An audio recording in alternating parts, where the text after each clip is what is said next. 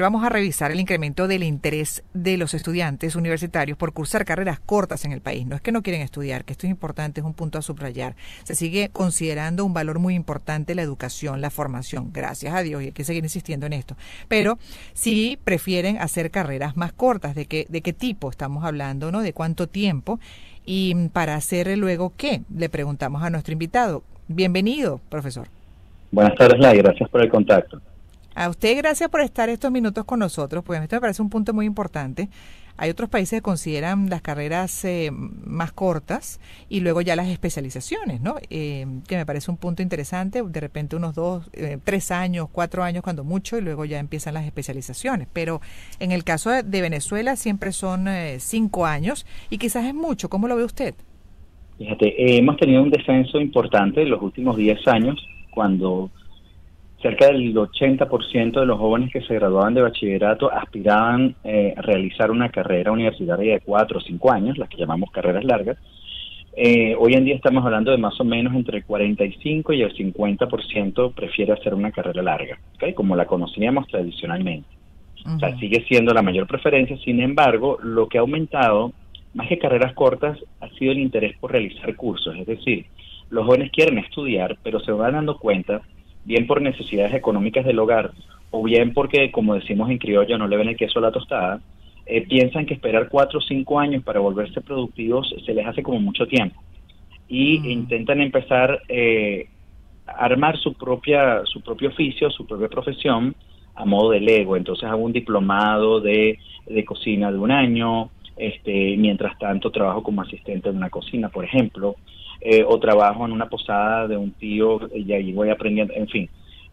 No es que no quieran estudiar carreras largas, ciertamente a nivel mundial ha bajado la demanda de carreras largas, eso es una tendencia, pero se vio obviamente incrementado en Venezuela, bueno, por las crisis que obviamente hemos tenido y además por la pandemia, porque la pandemia favoreció el descubrimiento de ofertas en línea y aprender una serie de cosas que no se imaginaron antes los chicos que podían aprender incluso desde su casa. Entonces, lo que hay más que solo un interés por carreras cortas es un interés por hacer su profesión a su medida y volverse productivo más rápido. Me parece genial. Hay países también que consideran eso, ¿no? Que dan como unas materias generales, pero luego ya durante los estudios también el propio estudiante va haciendo su programa de formación, de acuerdo a lo que usted dice. Me parece lo más lógico, ¿no? Sí. A eso se le suma que aquí en Venezuela, lamentablemente, desde el final de los 60, las carreras técnicas, como las conocemos tradicionalmente, de 2 a 3 años, se hicieron de mala fama, cuando no debería ser así. Si ves, muchos de los países más desarrollados, de hace más de 30 años, le empezaron a dar más énfasis incluso a perfeccionar y a subir el nivel de sus carreras técnicas, porque por lo general, y estoy seguro que a todos nos ha pasado, un buen técnico automotriz, alguien que sepa hacer mantenimiento de una cantidad de servicios en los hogares o en las empresas hace mucha falta, y lamentablemente en países como el nuestro el toderismo o el aprender viendo suele ser lo que manda. Es muy raro que tú consigas, por ejemplo, un plomero certificado, ¿sí? Y hay lugares del mundo pues donde si usted no tiene cierta certificación, por ejemplo, usted no puede trabajar con gas, ni siquiera en una cocina doméstica. Eso aquí no sucede. Entonces realmente tenemos una dificultad en la cual culturalmente la familia, sobre todo la familia más humilde, todavía tiene esa aspiración, como le dicen muchas mamás a sus hijos, hay que tener un título para ser alguien en la vida, y obviamente eso es una ilusión muy grande, pero después se encuentran con que eso no es tan fácil y aunque lo hagan, es difícil conseguir hoy en día estudios de buena calidad en Venezuela y además que sean rentables en el corto plazo. Entonces esa fantasía donde hay que tener una titulación universitaria de 4 o 5 años es uno de los factores que impide a las carreras técnicas ser más prestigiosas y que sean más competitivas, claro, y que mejoren su nivel. ¿Y qué se está haciendo en Venezuela, por ejemplo, para adaptarse a esa tendencia que no es exclusiva del país, es mundial? Bueno, te puedo hablar desde el sector privado, donde a mí nos toca desde la Universidad Católica Andrés Bello. Sí. El gran reto que tienen las universidades en ese sentido es hacer de sus carreras, nosotros lo acabamos de afianzar con la última reforma curricular, es dar más opciones, como tenemos la Escuela de Gastronomía, la Academia de Gastronomía, pero la Academia de Modas. Es decir, dar opciones de estudios cortos que no necesariamente son licenciaturas, pero que ya te introducen en el mundo laboral. Otro camino es, dentro de la propia carrera tradicional, empezar a hacerse de experiencias de la mano con las empresas. Por ejemplo, tenemos las cátedras empresariales y tenemos espacios en los cuales la empresa empieza, que también se hace en muchos países, la empresa privada toma parte del desarrollo de algunos contenidos y también a la empresa le sirve como semillero para ir captando talento desde que antes que se gradúe. Es decir, que la solución no es tanto decir, el debate no es que si es largo o corto, cada uno tiene sus ventajas y sus desventajas, obviamente, pero en la medida en la que son carreras tradicionales, la demanda tanto del mercado como de los jóvenes es que les den herramientas más prácticas, más productivas, mucho antes de graduarse. Eso es parte de las medidas que estamos tomando. Sí, hay carreras, por ejemplo, como medicina, a la que no le puedes tampoco recortar el tiempo, ¿no? Y eso es una formación constante hasta el final de la existencia de la práctica, en este caso del profesional de la medicina.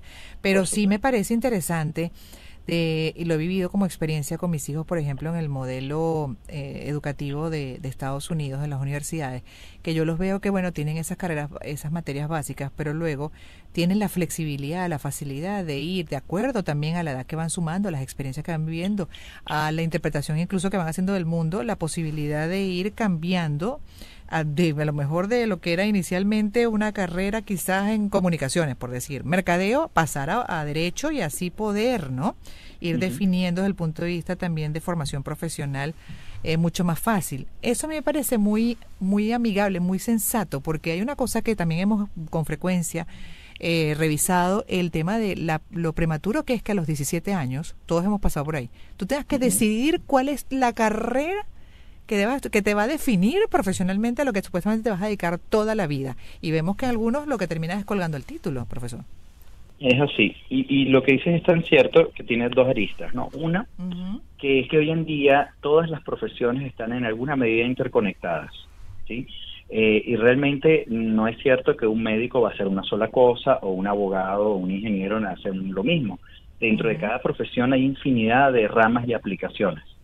Y hay abogados que darán uso de las redes sociales y habrán ingenieros que harán uso de plataformas educativas y así, ¿no?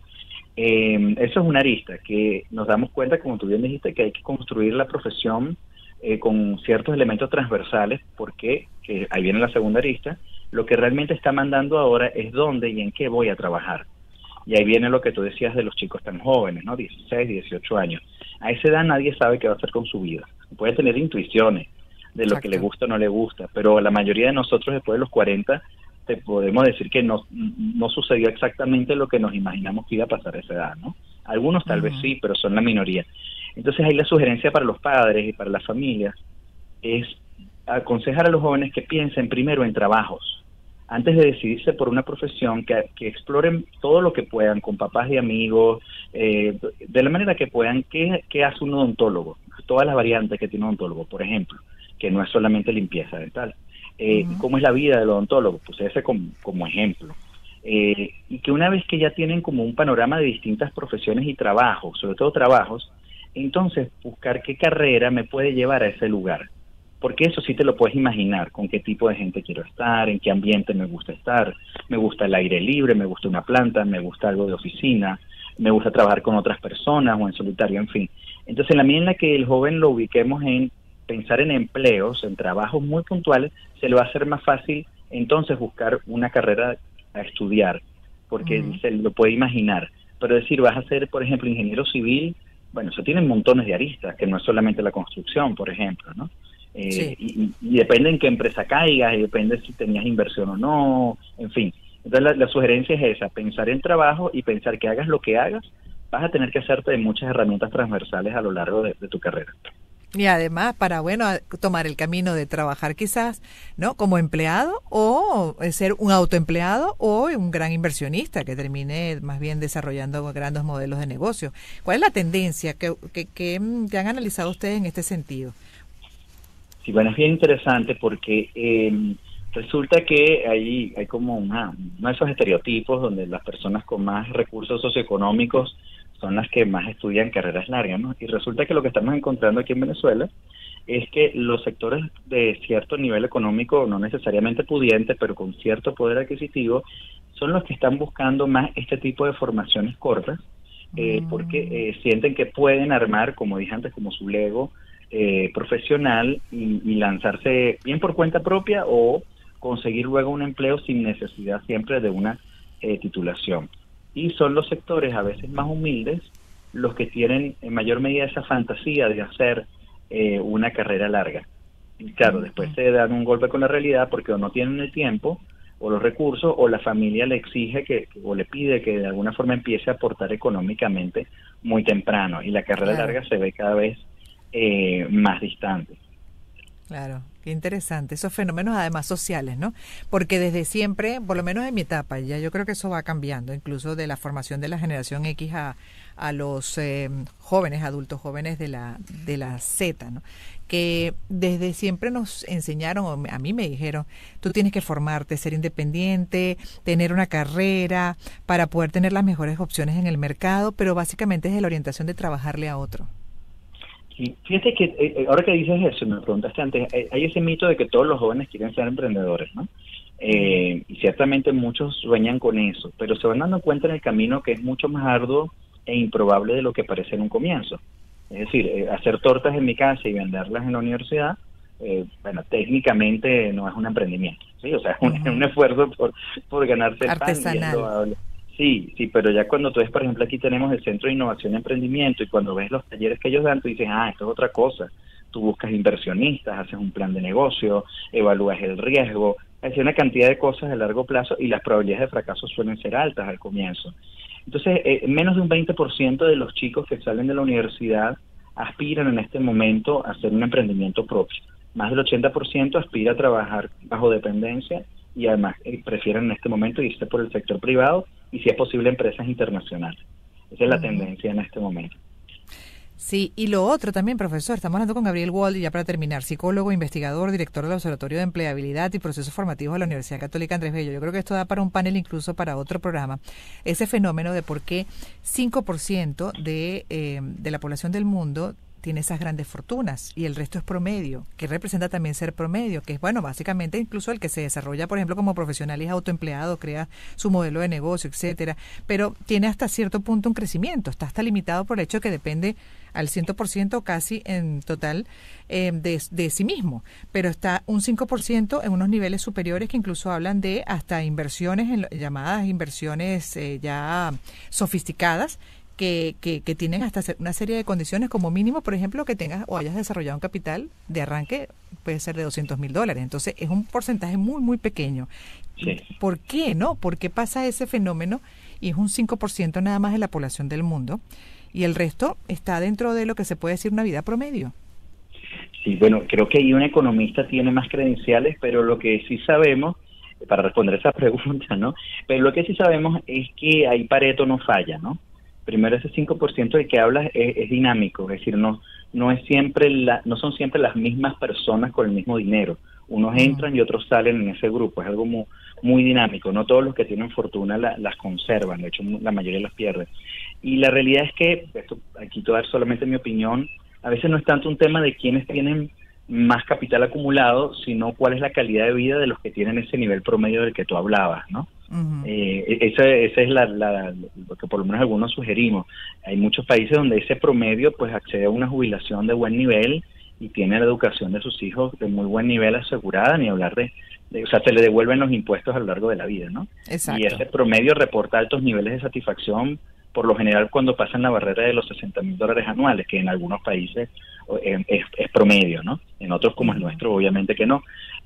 Pero sí, eso es un tema difícil de discutir con la estadística, porque la tendencia se mantiene históricamente.